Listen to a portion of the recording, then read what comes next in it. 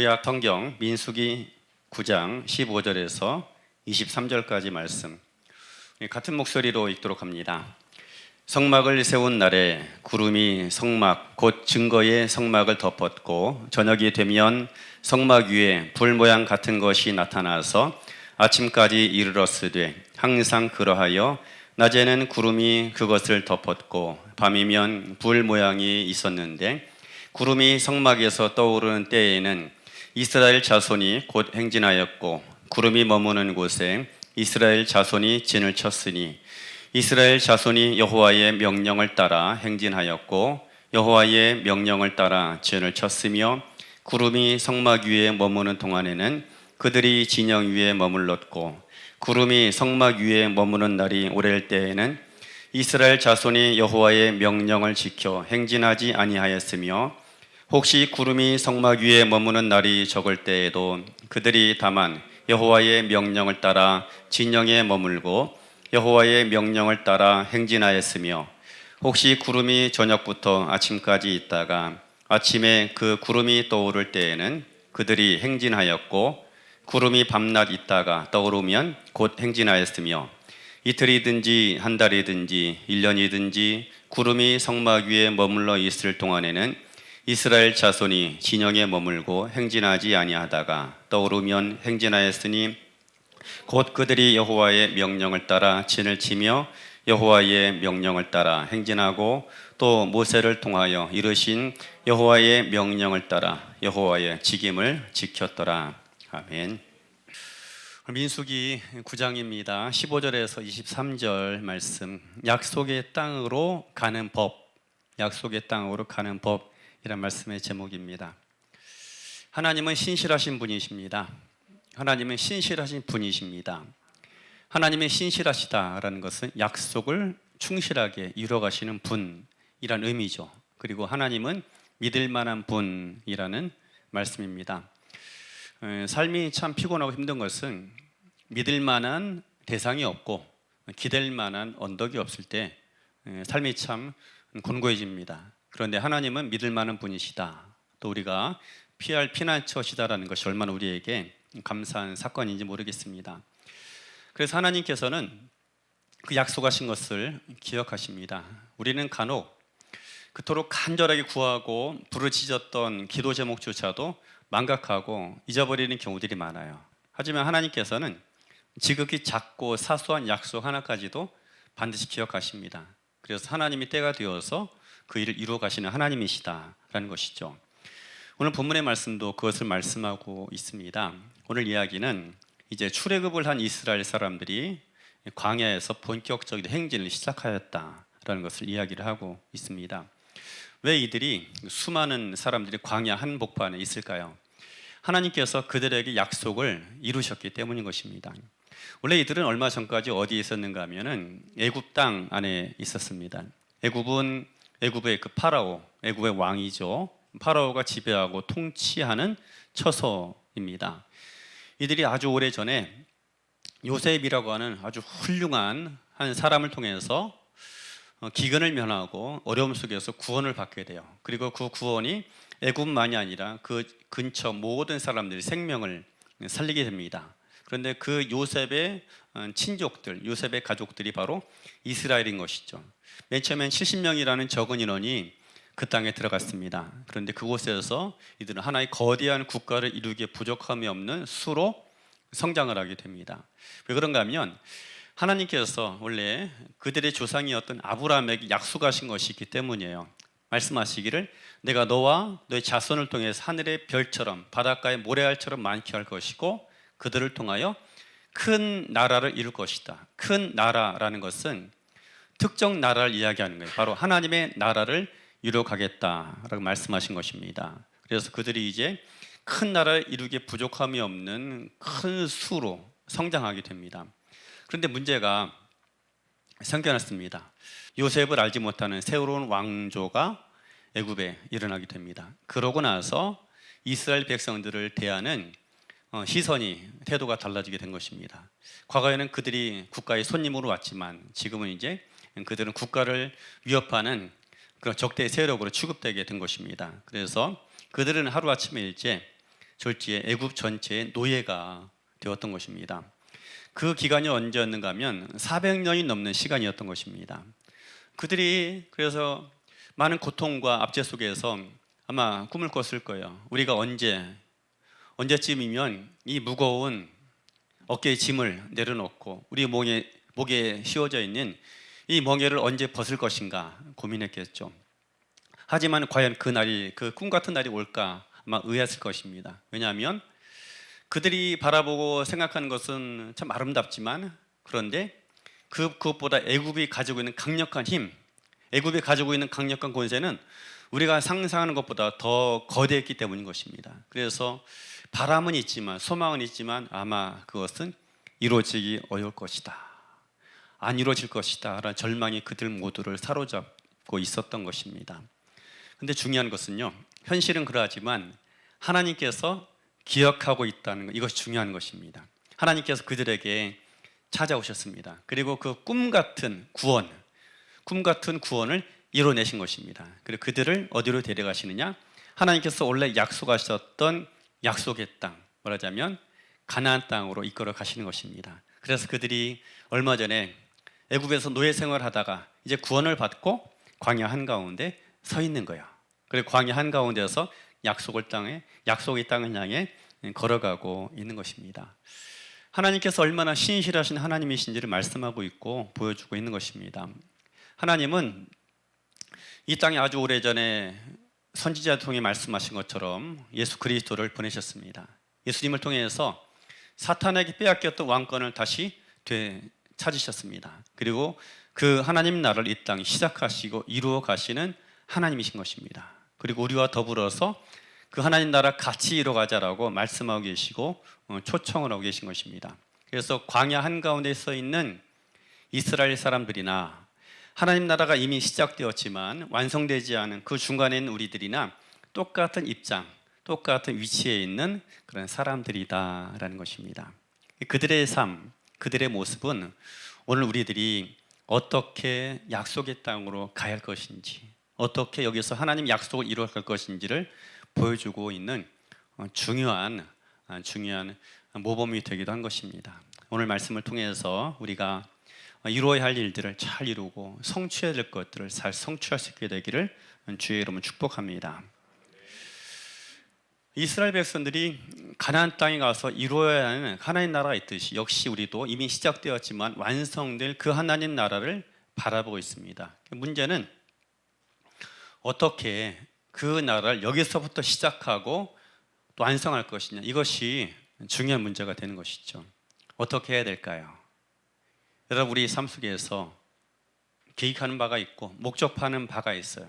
그것이 설령 오늘 본문에서 말하는 것처럼 하나님 나라를 직접적으로 말하지 않는다 할지라도 각자 개인에게 가지고 있는 꿈, 반드시 내 인생 가운데 이루고자 하는 열망이 있는 것입니다. 누가 그것을 이룰 수 있을까요? 여러분, 환경이 그것을 이루어가는 것이 아니에요. 본인의 의지와 마음가짐, 태도인 것입니다. 이것이 주변을 변화시키고 불가능하다고 여겨졌던 그 척박한 환경을 내가 기대하는, 내가 원하는 세상으로 변화시켜 갈 수 있는 것입니다. 몇 차례 말씀드렸지만 너무 저에게 인상 깊은 사건이기 때문에 자주 말씀드립니다. 옛날 우리나라 어느 대통령이 어떤 행사에 초청받아서 옆에 초등학생 옆에 앉게 되었어요. 대통령님, 어떻게 해야 대통령이 될 수 있습니까?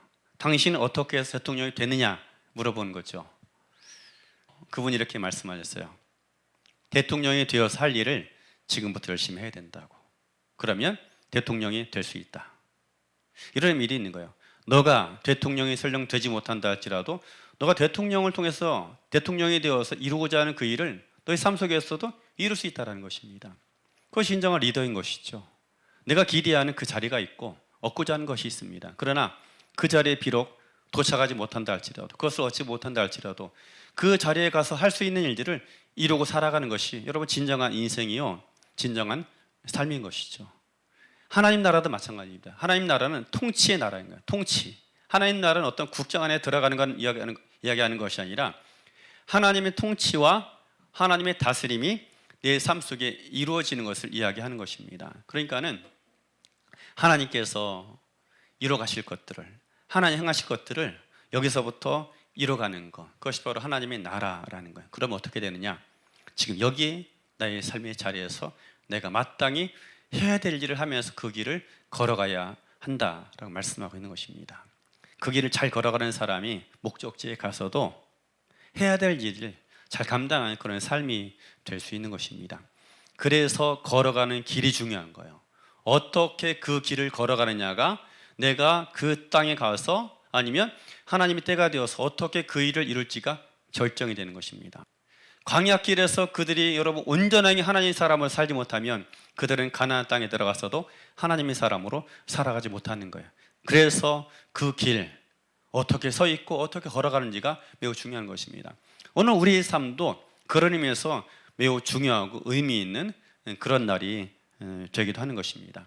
여러분, 우리가 서 있는 곳, 이 길이 광야와 같을 수 있고 때로 우리가 기대하는 것과 전혀 다른 상황이 펼쳐질 수가 있습니다. 그러나 그곳에서 하나님 나라의 삶을 살아가기를 주의 이름으로 축원합니다. 그럼 어떻게 우리들이 이 광야 같은 곳을 하나님 나라를 만들어가면 길을 잘 걸어갈 수 있는가 할 때 본문을 통해 하나님께서 우리에게 두 가지로 말씀하십니다. 첫째로는 일상에서 하나님을 바라보라 하는 것입니다. 일상에서 하나님을 바라보아야 합니다. 하나님께서 이스라엘 백성들을 인도해 가실 때 사용하셨던 도구가 있습니다. 불, 구름, 기둥입니다. 그것이 낮에는 구름으로 보였고 밤에는 불 모양 같은 것으로 보였다라고 이야기를 합니다. 하나님께서 하고 많은 것들 가운데서 왜 불, 구름, 기둥으로 그들을 인도하셨을까? 간단하죠. 이유는 가장 잘 보이기 때문에. 그 청명한 하늘, 아무것도 없는 황량한 광야, 아무것도 없는 곳에 여러분 가장 잘 보이는 것이 뭘까요? 구름이죠. 구름 기둥이 하나 내려와 앉아 있으면 어느 곳에 있더라도 그것을 누구나 다 쉽게 목격합니다. 그래서 하나님께서 왜 불구름 기둥이냐? 낮에는 그 구름이 가장 잘 보이고 밤에는 불 기둥이 가장 잘 보이기 때문에 불구름 기둥으로 그들을 인도하여 가신 것입니다. 하나님께서 우리를 인도하시는 방식은 이렇게 선명하고 뚜렷합니다. 우리 삶 속에서 내가 과연 어떻게 걸어가야, 무엇을 선택해야, 무엇을 포기해야 일상에서 그 나라가 이루어질까? 모호하지 않아요. 하나님 뜻은 선명하다라는 거예요. 그런데 하나님께서 그렇게 불구름 기둥으로 선명하게 말씀하시고 보이셔도 사실 우리 눈에는 잘 눈에 띄지 않는 경우들이 많습니다. 가끔 간증 영상을 보면요, 이런 영상이 있습니다. 과거 한때 유명한 무당, 유명한 박수들이 나와요. 남자 무당도 있고 또 여자 무당도 있죠. 그들이 예수님 믿고 또 귀신의 압제에서 벗어나서 하나님의 자녀가 됐고 자유를 얻었다. 그래서 이제는 무당이 목회자가 돼서 주를 섬기는 그런 간증들이 많이 나옵니다. 대단히 놀라워요. 그들의 간증을 들으면. 그런데 그들 간증 속에서 공통적인 내용이 꼭 들어가 있는 것이 있어요. 자신들 고객에 관한 이야기예요. 내 고객들 중에 유명한 장로님들 많았고 또 그리스도인들 굉장히 많이 찾아왔다라는 것입니다. 놀라운 일이죠. 한편으로는 어떻게 그래도 교회에 오래 신앙생활하고 다닌 사람들이 그 무당 찾아갈까 이해가 안 된다, 혀를 차기도 하죠. 그런데 한편으로는 이렇게 생각이 돼요. 얼마나 다급하고 얼마나 힘들면 무당한 때까지 찾아갔을까라는 거예요. 여러분, 그들이 기도를 안 했을까요? 목회자들에게 안 찾아갔을까요? 또 옆에 있는 믿음의 동력자들에게 물어보지 않았을까요? 내 상황이 이러하고 형편이 이러한데 어떻게 해야 할까요? 무엇을 선택해야겠습니까? 어디로 가야겠습니까? 그들이 왜 안 물어봤겠어요?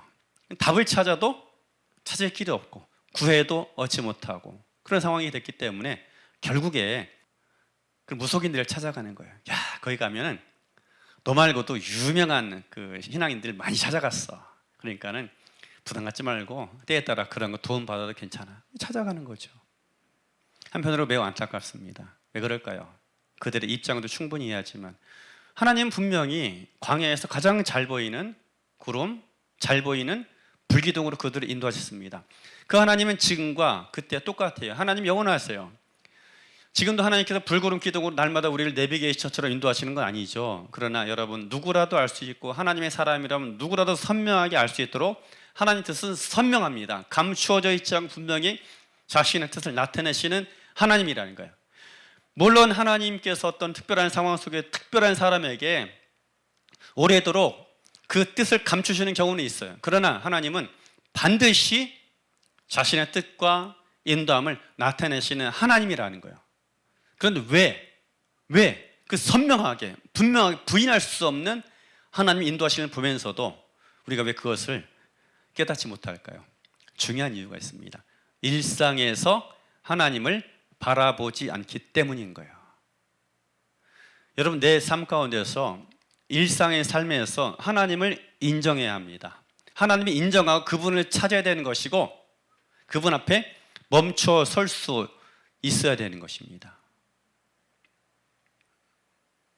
보아도 보이지 않는 게 있어요. 들어도 들리지 않는 순간이 있습니다.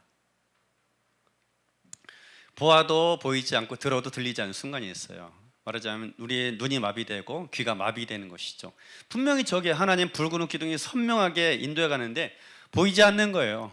저것이 하나님 임재하심이고 하나님의 사인인지 보이지도 않고 큰 소리를 말씀하셔도 들리지 않는 상황이 되는 것입니다. 왜 그런지 아십니까? 왜 그러냐면요, 내 삶 가운데서 그분의 존재를 인정하지 않기 때문이에요. 아침에 일어나서 우리들이 진영 한가운데, 이스라엘 진영 한가운데 하나님 계셨잖아요. 하나님 임재의 사인이 있었습니다. 보아야 됩니다. 낮에 일하다가 보아야 돼요. 저녁에 하루가 마무리될 때 보아야 합니다. 여러분, 이 세상 어느 곳에나 삶이 있고 인생이 있습니다. 지금 우크라이나하고 러시아 사이 치열한 전쟁을 벌이고 있죠. 전장터가 되어 있는 우크라이나, 정말 지금 비극의 땅이 되어져 있긴 합니다. 그런데 놀라운 것은 그 참혹한 현장 속에서도 삶이 있습니다. 인생이 있다는 것. 사람은 어떤 상황에서든지 간에 살아가게 되어져 있어요. 그래서 참혹한 현장 속에서도 바쁘고 분주한 일상이 있다는 거예요. 어느 곳이나 우리가 서 있는 곳이 광야가 됐든 어디가 됐든 간에 우리에게는 삶이 있습니다. 그래서 지금 내 앞에 닥치는 문제가 있고 다가오는 수많은 사건과 사고들이 계속 다가온다라는 거예요. 그 문제 쫓아다니고 붙잡다 보면은 정말 내가 누구인지, 나는 어디서부터 와서 지금 내가 여기 왜 서 있고 어디를 향해 걸어가는지조차도 잊어버리는 경우가 너무나 많다라는 거예요. 열심히 살고 분주 움직이는 것처럼 보이지만 자신은 잃어버리는 것이죠. 진정한 인생을 살지 못하는 것입니다. 그래서 우리는 때때로 멈춰야 되는 거예요. 내가 어디서부터 와서 왜 이 상황 속에 있고 어디를 향해 걸어가고 있고 나는 과연 누구인지를 기억해야 합니다. 그래야 그 바쁘고 분주하고 때로 지옥 같은 참혹한 현장이라 할지라도 참다운 인생, 참다운 삶을 살아갈 수 있는 것입니다. 광야는 누가 여러분 때리지 않아도 아픈 데가 광야예요. 너무나 궁핍하고 없는 것이 너무나 많기 때문에 누가 와서 빼앗아 가지 않아도 날마다 결핍소에 시달리는 것이 광야라는 거예요. 치열한 하루하루의 삶을 살아가는 것입니다. 그 광야에서 그들이 살아남는 법, 참다운 인생을 살아가기 위해서 반드시 해야 될 일이 있어요. 그들의 진영 한가운데 머물러 있는 하나님의 불구름 기둥을 보는 겁니다. 수시로 때에 따라 보아야 되는 거예요. 그렇게 될 때에 우리가 하나님의 아들이지, 우리가 하나님의 딸이지, 우리가 저 애굽의 사탄의 통치에서 벗어나서 이 광야에서 자유인으로 하나님의 사람으로 서 있고 그 하나님의 자유와 하나님 평강의 나라를 이루기 위해서 걸어가고 있는 사람이지 깨닫게 되는 것입니다. 우리가 그 하나님 불구름 기둥을 날마다 바라보게 될 때에 무엇이 보이는가 하면 하나님의 인도하심이 더 선명하고 온전하게 보이는 거예요. 하나님은 더 크게 말씀하시고 더 크게 말씀하셔도 들리지 않고 깨닫지 않게 되는 것. 왜 그럴까요? 우리가 그분을 인정하지 않고 우리 하나님을 일상의 삶을 통해서 바라보지 않기 때문인 것입니다.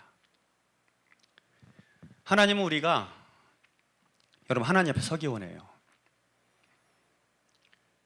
살다가 여러분 내가 정말 소중한 존재다라는 것 깨달으신 적 있으시죠? 없으십니까? 없으면 참 불행한 거예요. 살다 보면 내가 정말 소중한 사람이다, 소중한 존재다라는 것을 반드시 깨달아야 돼요. 자주 깨달아야 합니다. 여러분, 내가 소중한 존재라는 것을 날마다 깨닫길 주의 이름으로 축복합니다. 나를 통해서 또 내 앞에 있는 사람이, 내 앞에 서 있는 그대가 정말 존귀하고 소중한 사람이라는 걸 깨닫게 하는 그런 은총도 있기를 주의 이름으로 축복합니다. 내가 정말 소중하고 귀중한 사람이라는 것을 깨닫는 순간이 있어요. 어떤 순간인 줄 아세요? 그 사람이 내 앞에서 멈춰서는 순간인 거예요. 그대가 나에게 와서 또 천금을 가져다 주고 아주 거액의 돈을 가져다 줘야만 내가 이처럼 아주 좋은 대접 받고 있고 내가 정말 소중한 사람이구나, 그때만 깨닫는 것이 아니에요. 그대가 내 앞에 와서 멈추어 서고 나와 눈을 마주치고 일을 하고, 눈을 마주치고 이야기를 하고 내 손을 붙잡을 때, 그때 내가 적어도 저 사람한테만큼은 가치가 있는 존재고 소중한 사람이라는 것을 깨닫게 되는 것입니다. 돈도 좋고 명예도 좋고 다 좋아요. 그러나 그가 내 앞에 멈춰 서는 순간 나의 존재의 가치를 인정하게 되고 나의 이름, 내 인생의 본질이 회복되는 것입니다. 여러분, 하나님께서 이스라엘 진영 가운데 머물렀어요. 왜 하나님께서 그들에게 머물렀을까요? 너희들은 나에게 소중한 존재라는 거예요. 그들이 스스로를 바라볼 때 어떠했을까요? 아주 훗날 그들이 12명의 정탐꾼을 가나안 땅에 파송합니다. 40일간 정탐하라는 것이죠. 10명의 정탐꾼이 와서 이런 보고를 해요. 이러이러한 일이 있었는데 그 중에 우리들이 그들과 비교해보니까 메뚜기처럼 보였습니다라는 거예요. 메뚜기라는 것은요, 아주 초라한 그런 생물인 것이죠. 우리가 그와 같았다라는 거예요. 그들의 몰골 자체가 그렇지 않았을까요? 그들은 애굽에서 노예 생활하다 나온 사람이에요. 400년 동안 노예 생활하면서 매일같이 채찍질 맞아가지고 등에는 매 맞은데 또 맞고 매 맞은데 또 맞고 해가지고 아주 두껍게 그들의 등짝이 굳은 살이 내려앉았을 것입니다. 손은 거칠어졌겠죠. 발은 부러터 있었고 그들 몰골 자체는 형편없었을 것이에요. 날마다 뜨거운 태양볕에 그을린 얼굴이 새카맣게 타가지고 어디를 보아도 존귀함이 보이지 않는, 고귀함이 보이지 않는 그런 몰골이었을 것입니다. 그런 사람만 200만 명의 광야에 가득한 거예요. 메뚜기 때, 거지 때 가득한 거죠. 그 안에 누가 들어가기 원하고 그들과 누가 동행하고 싶어 하겠어요? 다 기피 대상인 거죠. 그런데 하나님께서 그들과 함께 계셨고 그들의 한가운데 임재하셨던 것입니다. 왜 그런가 하면 다른 사람 보기엔 어떠는지 모르지만 하나님께 너무나 소중한 존재였기 때문인 것입니다. 그 누구와 바꿀 수 없는 가장 소중한 사람들이었기 때문에 하나님께서 불, 구름, 기둥으로 그들에게 임재해 계셨던 거예요. 그걸 바라볼 때마다 우리는 우리 스스로 생각하기 어떻게 평가할지 모르지만 나는 이처럼 소중한 사람, 하나님이 내 앞에 멈춰서고 나와 동행하기 싫어하지 않는 그런 존재라는 것입니다. 그래서 자신들의 가치를 깨닫고 우리가 이제 애굽에서 구원받았으면 하나님의 사람을 서 있고 하나님 나라를 이루기 위해 걸어가는 존재라는 걸 깨닫는 거예요. 그 불, 구름, 기둥을 날마다 바라보게 될 때 여러분 내가 누군지 알고 내 가치를 새롭게 하게 되는 거예요. 하나님 바라보지 않으면 무엇 바라보는가 하면요, 그 사람과 내가 가진 것 바라보아요. 저 사람은 저것 가지고 있는데 나는 가지고 있지 못해. 저 사람이 이렇게 누리고 있는데 나는 이렇게 누리고 있지 못해. 그래서 때로 우쭐하기도 하고 때로 누구 앞에 서면 한없이 위축되기도 하죠. 자신의 본래 모습을 잃어버리고 살아가는 거예요. 여러분, 우리의 기분이, 우리 행복이 왜 다른 사람에서 결정되어야 합니까? 나보다 못한 사람 만나면 행복하고 나보다 능력 있는 사람 만나면 괜히 우울하고, 우리 행복이 왜 그대의 다른 사람에서 결정되어야 되는 거예요? 우리 가치는요 변화되지 않아요. 내가 무엇을 입든지 무엇을 먹든지 내가 가지고 있는 것에 대해 인생의 가치가 결정이 되는 것이 아닙니다. 하나님께서 우리를 구원하셨고 하나님의 자녀이면 우리는 어떤 상황, 어떤 조건에 서든지 간에 우리 가치는 달라지지 않아요. 우리 존귀함 달라지지 않는 것입니다. 여러분, 5만 원권 지폐가 있죠. 우리나라 최고 고액권이죠. 하다못해 그 고액권이 시궁창에 빠졌어요. 건져 올렸어요. 냄새는 좀 나요. 그렇다고 5만 원이 아니에요? 시궁창에 들어갔다 나왔으니까 49,900원 됩니까? 5만 원이에요. 은행 갖다 좀 바꿔줍니다. 달라지지 않아요. 우리가 서 있는 거 어느 곳에 빠져 있든지 간에 무엇을 입든지 무엇을 먹든지 우리는 달라지지 않습니다. 하나님 아들, 하나님 딸이라는 거예요. 그래서 주변을 바라볼 때마다 우리가 괜히 우울하고 한편으로 교만해지고 얼마나 비참한 삶인 거예요. 우리 행복과 우리 가치가 왜 다른 사람에 의해서 환경에 의해서 결정돼야 합니까? 자신을 잃어버린 삶인 것이죠. 그를 바라볼 때, 여러분 하나님 바라볼 때 하나님이 우리와 함께 계시고 하나님 내 앞에 멈춰 서신다라는 거예요. 날마다 나와 눈 맞추시기 원하신다라는 것입니다. 더 나아가서 내 손을 잡아주기 원하신다라는 거예요. 그 주님 앞에 서고 그 주님 날마다 바라보게 될 때 우리의 걸어가는 인생길에 정확한 길을 걸어가고 무엇을 붙잡아야 할 것이 알게 되고 무엇을 놓아야 할지 알게 될 것이고 가야 할 길을 가는 것, 이루어야 될 것을 이루는 삶을 살아갈 수 있는 것입니다. 그래서 일상의 삶에서 주를 바라보라, 일상에서 그 하나님을 경외하고 신뢰하라 말씀하고 있는 것입니다. 하나님 인도하심은 선명합니다. 하나님 인도하심은 명확해요. 그런데 보아도 보지 못하고 들어도 듣지 못하는 것, 그것이 사람들의 문제인 것이죠. 여러분, 그 하나님의 불구름 기둥을 정확하게 보고 가야 할 길을 온전하게 걸어가야 합니다. 그러기 위해서 기억할 건 일상에서 하나님을 인정하라는 거예요. 주님이 내 앞에 멈춰 서 있잖아요. 오랫동안 해야 될 일이 있어요. 당연히 그대 앞에 서야죠. 그렇지 않습니까? 하나님이 내 앞에 서면 나도 역시 하나님 앞에 서는 거예요. 박수 소리 어떻게 납니까? 손바닥이 마주쳐야 박수가 나는 거죠. 너와 나 사이에 전기가 어떻게 통해요? 서로 눈을 마주치고 봐야 전기가 통하는 거죠. 하나님과 우리 사이에 전기가 통해야 돼요. 에너지가 교감이 되어야 합니다. 하나님 그 충만한 에너지가 우리 삶 속에 타고 흘러와야 되는 거. 어떻게 돼요? 내가 그 앞에 멈춰 서야죠. 하나님이 그들의 진영 앞에 머물러 서 있으면 그들 또한 역시 일상의 삶에서 하나님 앞에 멈추어 서 있어야 되는 것입니다. 하나님과 우리와의 관계만이 아니에요. 여러분, 제발 여러분 아내 앞에 서세요. 눈 마주치고 이야기해 본 적 얼마나 됐습니까? 눈 마주치면서 내 배우자하고 같이 이야기해 본 거 얼마나 돼요? 지나가는 말로 한마디 두마디 하고 말죠. 같이 손 한번 따뜻하게 잡아본 적 하루에 얼마나 됩니까?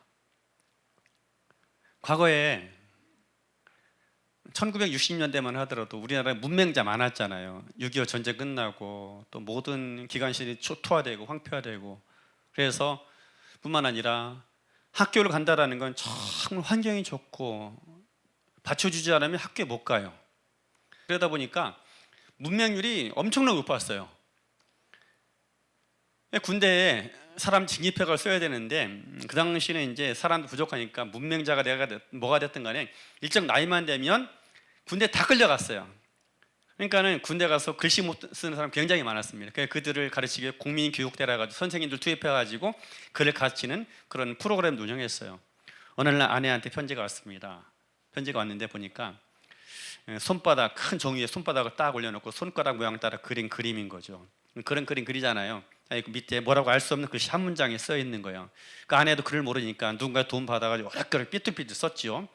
그래서 이 남편이 뭔가 하여튼가 의미심장한 그림하고 편지가 왔는데 도저히 모르겠으니까 선생님 좀 뭐라고 써서 읽어주세요 하니까 선생님 딱 읽어보더니 당신이 글을 깨우쳐서 읽는 것이 훨씬 좋겠다.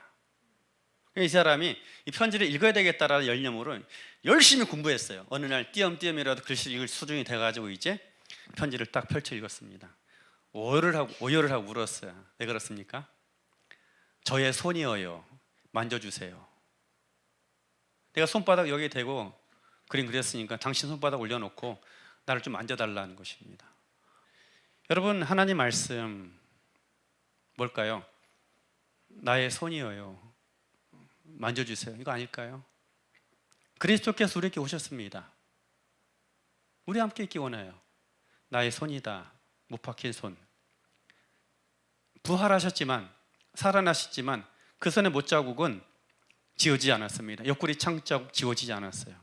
나의 손이야. 널 사랑하는 나의 손. 보이시고 내 손을 만져라.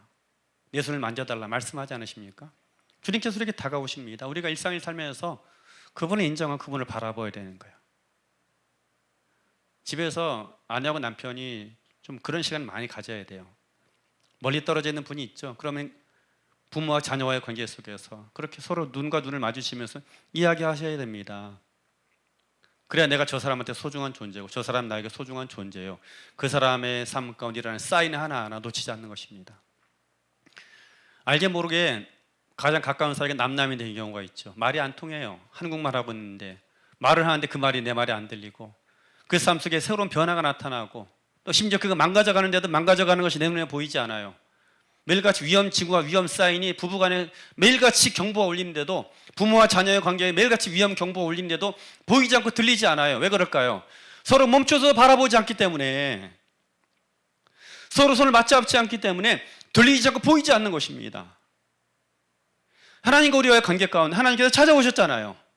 그 위대하신 광대하신 하나님, 여러분 우리는 우주의 먼지 하나라도 미치지 못하는 그런 존재입니다. 우주가 얼마나 광활하고 광대합니까?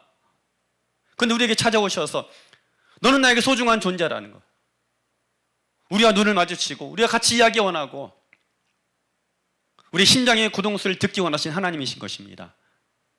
그 주님 우리 가운데 머물러 있는 거예요. 멈춰 서 있는 것입니다. 우리가 주님 바라봐야죠. 볼지어다 내가 문 밖에 서서 두드리노니 누구든지 내 음성을 듣고 문을 열면 내가 그에게로 들어가 그는 나로 더불어 먹고 나는 그로 더불어 먹으리라. 교회에 대해서 말씀인 거예요. 교회, 그리스도인들 문 밖에 서 계신 거예요. 거기다가 그 문 밖에다가 내가 원하는 것만 놓고 가십시오. 예수님 무슨 택배기사입니까? 그분들 모욕하는 게 아니에요. 절대 아니에요. 내가 원하는 물건만 놓고 가세요. 아니잖아요.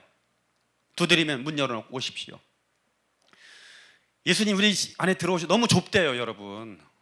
너무 비좁대요 우리 집이. 정말이라니까요. 제가 금요기도 하는데 주님께 그런 감동 주셨어요. 너무 비좁다고. 너무 비좁다고. 무슨 얘기인가 하면 너희 집에 내가 들어가기 살기 너무 비좁다라는 거예요. 너무나 많은 거, 너무나 많은 거. 이것도 있고 저것도 있고 주님께서 계실 만한 공간이 없는 것입니다. 그래서 같이 앉아서 먹고 마시고 주님과 우리가 삶을 살아갈 수 있으니까 너무 없다라는 거예요. 문도 열어주지 않을 뿐더러 들어가 너무 비좁다라는 것입니다. 주님과 나와의 교통에 방해되는 것들은 버려야죠.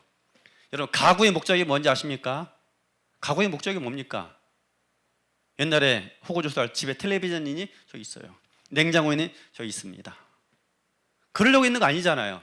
가족의 행복을 위해서 아름다운 거주 공간이 되기 위해서 가구를 들여놓는 거예요. 그런데 어느 날 이 가구가 너와 나의 교통과 소통을 방해하면 어떡합니까? 없애버려야죠. TV 저는 없애버렸어요. 왜 그런지 아세요? TV가 있으니까 가족들이 서로 눈을 안 마주쳐요. 10년 넘었습니다. 그랬더니 전부 다 스마트폰 바라보고 있어가지고 문제긴 하지만 요즘은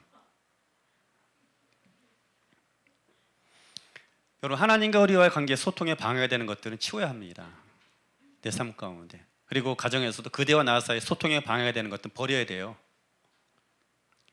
주님께서 우리 앞에 멈춰서면 나 또한 주님 앞에 멈춰서야 합니다. 그럴 때 그 주민의 세밀한 사인 캐치할 수 있는 거예요. 여러분 우리 삶 속에서 일상에서 그 주를 인정하고 그 주 앞에 서게 되기를 주의 이름으로 축원합니다. 그리고 두 번째로는 하나님과 같은 흐름 속에 있어야 합니다. 여러분 흐름이 중요해요. 흐름. 박자가 중요합니다. 박자가. 찬양을 해도 뭐가 중요하냐면은 찬양해도 그냥 하는 게 아니에요. 드럼이 그냥 있는 게 아니고 베이스 기타 그냥 있는 게 아니에요. 드럼은 박자를 제공해요. 우리가 이 템포로 찬양합니다. 쿵쿵 작작 쿵쿵 박자 치는 거죠. 그럼 우리도 마음속에 쿵쿵 작작 하면 찬양을 하는 거예요. 드럼 따로 베이스 기타 따로 신디 따로 리더 따로 대환장 파티죠. 그걸 가지고 이야기하면 네. 흐름이 중요해요. 흐름이 맞을 때 아름다운 음악이 나오고 작품이 되는 것입니다. 하나님께서 우리와 동행하실 때 흐름이 있어요. 하나님이 빨리 가실 때가 있고 천천히 가실 때가 있고 멈춰 설 때가 있어요. 그래서 하나님께서 빨리 가시면 우리도 빨리 하나님 4분의 4박 학자 나도 4분의 4박 4분의 3 나도 4분의 3 메트로놈 속도 120 나도 120 메트로놈 속도 46 나도 46 음악 시간에 다 배웠던 거예요. 뭐 처음 듣는 것처럼 방언하는 것도 아닌데 못 알아듣는 척 하십니까? 흐름이 중요합니다. 오늘 말씀 보면 하나님이 그 불구름 기둥이 성막 위에 머물러 서 있으면 그들도 머물러 서 있고 떠오르면 그들도 갑니다. 이게 중요한 거예요. 사탄이 교회, 하나님 사람들이 야 전도하지 마, 예배하지 마, 말씀 보지 마, 기도하지 마. 안 합니다. 전도해, 말씀 봐, 기도해, 예배해, 찬송해, 다 해요. 근데 뭐가 다른지 아세요? 막 기도할 때 지금 전도에 나가야 된다고, 막 찬양하는데 나는 말씀 봐야 된다고. 지금은 이제 코로나 때문에 멈춰져가지고 다시 시작하고 있지 못하지만 저쪽에서 식사 교제하는데 나는 예배해야 됩니다. 그게 사탄의 일인 거예요. 엇박자예요, 엇박자. 하나님께서 빨리 가시면 바삐 가시면 나도 바삐 가야 돼요. 멈춰 서 있으면 마음은 막 빨리 가고 싶고 급한 것처럼 보이지만 멈춰 서는 겁니다. 하나님과 같은 흐름 가운데 있어야 되는 거예요. 흐름이 다른 것이 악한 영의 역사인 거예요. 기도도 어떻게 같은 흐름 가운데 가야 합니다. 뜨겁게 찬양하고 뜨겁게 기도해야 될 때에 뜨겁게 기도하고 뜨겁게 찬양해야 되는 거예요. 묵상하고 하나님의 임재 가운데 자신을 들여다보고 하나님께서 나에게 뭐라고 말씀하시는지 그 진리의 빛에 자신을 비춰보아야 하는 순간이 있으면 잠잠하게. 그러면 어떻게? 잠잠해야죠. 혼자만 뜨겁게 막 기도하고. 하나님 역사 아닙니다. 같은 흐름 가운데 가야 돼요. 같은 흐름 가운데. 아내와 남편 화목한 가정 뭔지 아시죠? 라면을 먹더라도 같이 즐겁게 먹는 거예요. 즐겁게. 흐름 가운데. 예? 같은 흐름과 같은 템포 가운데 있는 것이 중요한 것이에요. 탈선이 어떻게 이루냐? 탈선. 하나님은 여기 계신데 먼저 가는 거죠. 탈선이에요. 하나님 가셨는데 나는 가만히 있습니다. 탈선입니다. 길에서 어긋나서 정반대의 길을 걸어가는 것만 탈선이 아닙니다. 탈선은 그 하나님과 나와 박자가 다를 때 그것이 불협화음이고 탈선이라는 엇박자인 것이죠. 엇박자. 하나님의 행하심 가운데 같은 흐름과 템포로 갈 수 있는 것이 여러분 하나님의 나라, 하나님의 통치인 것입니다. 하나님께서 모든 만물을 만드셨죠. 모든 만물을 만드셨어요. 보시기 아름다웠다라고 하는데 그냥 자기 멋대로 살아가니까 보시기 아름다운 것이 결코 아닙니다. 어떻게 그 아름다움이 완성됐는가 하면 하나님께서 사람을 지으시고 특별히 하나님 형상으로 사람을 지으시고 그들에게 모든 만물을 통치하고 다스리게 하셨어요. 모든 만물을 통치하고 다스리라는 너 맘대로 짓누르고 비행을 휘둘 이걸 말씀하는 것이 아니에요. 내 마음과 뜻을 알아서 그들을 조율하고 지휘하라는 거예요. 그런데 각자의 모양이 다르고 내는 소리가 다르고 형상이 다르지만 아담의 지휘와 그 이끌림을 통해서 모든 만물이 조화를 이룬 상태, 그들의 삶 자체가 아름다운 오케스트라, 그들의 삶 자체가 아름다운 한 폭의 그림, 아름다운 예술 작품이 되었던 것이 에덴의 삶이었던 것입니다. 하나님은 그리스도를 통해서 우리 가운데 그렇게 행하신 거예요. 과거에는 불, 구름, 기둥으로 그들에게 임재하셔서 얘들아 우리가 지금 빨리 가야 돼. 빨리 가야 돼. 지금 자고 있을 때가 아니야. 빨리 일어나서 빨리 가야 돼. 피곤해요. 아니야, 빨리 가야 돼. 2박 3일 쉬지 않고 달려가는 순간이 있어요.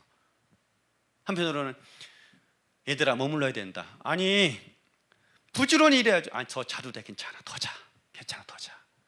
여기서 우리 1년 더 있어야 돼. 기다려. 1년 더 있어야 돼. 머물러 있는 거예요. 그래 그들이 하나님의 인도하심을 받은 것입니다. 하나님의 같은 흐름 가운데 살아가는 것입니다. 우리들이 여러분 내 취향도 중요해요. 내 기질도 중요하고 우리의 모양도 중요해요. 은사도 중요해요. 그렇지만 그 선하신 하나님의 인도하심, 하나님 완벽한 역사하심, 하나님 조율하심 속에 내 삶을 맡겨 드릴 수 있어야 합니다.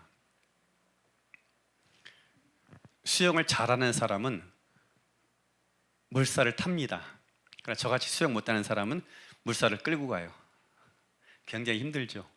목적지에 가긴 하지만 너무 고생을 하죠. 수영을 하는 게 아니에요. 신앙생활 잘하는 사람은 열심만 가지고 하는 게 아니에요.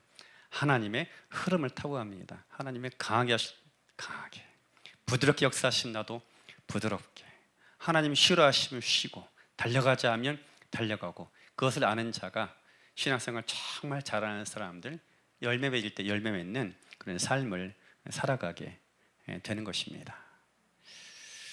우리는 모두 다 여러분 멍에를 메고 살아가는 인생이에요. 멍에는 뭐냐면 밭을 갈고 농사를 지을 때 나귀나 소 뒤에 목에 얹는 도구죠. 근데 당시 혼자 멍에는 없습니다. 대한민국에 소 가지고 쟁기질할 때 가끔 한 마리 가지고 하지만 원래는 두 마리 같이 하는 거예요. 멍에는 같이 매는 것입니다. 그래서 멍에를 맬 때에 일을 잘하는 소가 있고 일을 못하는 서툰 소가 있어요. 멍에를 같이 메워요. 그래서 멍에를 같이 메워 놓고 그 둘 사이에 쟁기를 달고 가는 거야. 그러면 맨 처음에 일에 서툰 소가 일을 잘하는 소의 발걸음 맞춰 가다 보면 일을 배워요. 둘 다 유능한 소가 되는 것입니다. 유능한 도구가 되는 것이죠. 예수께서 말씀하신 멍에는 바로 그 멍에인 것입니다. 예수님 말씀하시죠. 내 짐은 가볍고 내 멍에는 쉬우니라. 나 옆에서 같이 멍에를 메고 가자 하는 거야. 흐름을 같이 타야 되는 거야. 흐름을. 그렇게 될 때 어떤 일이 벌어지는가 하면 그 멍에가 뭐가 되냐면 명예가 되는 거예요. 명예. 하나님 명예로운 사건이 내 삶 속에 나타나게 되는 것입니다. 명예 좋지요. 사람들이 명예를 추구해요. 명예로운 삶을 추구합니다. 그런데 그것이 내 기질과 내 생각과 내 뜻에 따라 하게 되면 모든 게 망쳐지는 거예요. 두 마리의 소 같이 가는데 한 마리의 소가 여러분 너무 늦게 가거나 너무 빨리 가거나 자기 뜻 고집대로 가면 어떻게 되겠어요? 아무 농사도 지을 수 없어요. 그러나 주님과 같이 멍에를 메고 가게 될 때에 그 멍에가 아니라 결국 그것이 우리 삶 속에 명예로운 사건, 하나님의 일들로 돌아오게 되는 것입니다. 이것이 하나님과의 관계에서도 그러고 여러분 우리들의 가정에서도 그렇게 되길 바랍니다. 아내와 남편은 멍에를 같이 메고 가는 존재인 거예요. 뿐만 아니라 부모와 자녀도 그렇고 우리 삶에는 같이 멍에를 메고 가야만 하는 사람들이 있습니다. 직장의 동료일 수 있고 교회에서 같이 섬기는 섬김의 동력자일 수 있고 여러 많은 그런 멍에를 같이 매낼 사람들이 있다는 것입니다. 여러분 성령님의 인도하신 가운데 같은 흐름을 타십시오. 하나님이 기뻐하실 때 같이 기뻐하고 하나님 애통하실 때 같이 애통해하고 하나님이 달려가실 때 같이 달려가고 하나님께서 멈추실 때 같이 멈출 줄 아는 그런 삶이어야 합니다. 우리 인생 하나님께서 약속하신 것이 있습니다. 복되게 하리라. 강성하게 될 것이다. 더 강성하고 더 온전하게 될 것이다. 하나님의 나라는 마치 여인이 한 밀가루 반죽에 누룩을 넣은 것처럼 점점 확장되는 것이 하나님의 나라라는 것입니다. 우리는 하나님의 나라 안에 있고 우리가 하나님 나라인 것입니다. 예수 그리스도 안에서 우리는 강성해질 것이고 온전해질 것이요. 이것이 바로 하나님의 계획, 하나님 뜻인 것입니다. 우리가 서 있는 것이 광야가 됐든 저 거친 사막이 됐든 가나안 땅이 되었든 간에 우리가 서 있는 것이 바로 하나님 나라 이루어갈 현장인 것입니다. 그러기 위해서 기억할 것, 주님과 함께 같은 멍에를 메어야 돼요. 그리고 일상에서 그분을 인정하십시오. 그분 앞에 묻혀 서십시오. 얼마나 놀라우신 하나님이십니까? 그분이 여러분 오늘 우리 앞에, 우리 가운데, 우리 좌우에 찾아오신 거예요. 그분이 나와 눈 마주치기 원하고 이야기 나누고 차 한잔 마시기 원하고 같이 그 일하기 원하고 같이 삶을 나누기 원하는 것입니다. 그래서 오늘 이 하루 삶을 통해서 한 주간 삶을 통해서 우리가 약속의 땅으로 가는 길 잘 걸어가고 내가 서 있는 곳을 약속의 땅으로 변화시키는 하나님의 자녀를 되어질 주의 이름으로 축원합니다.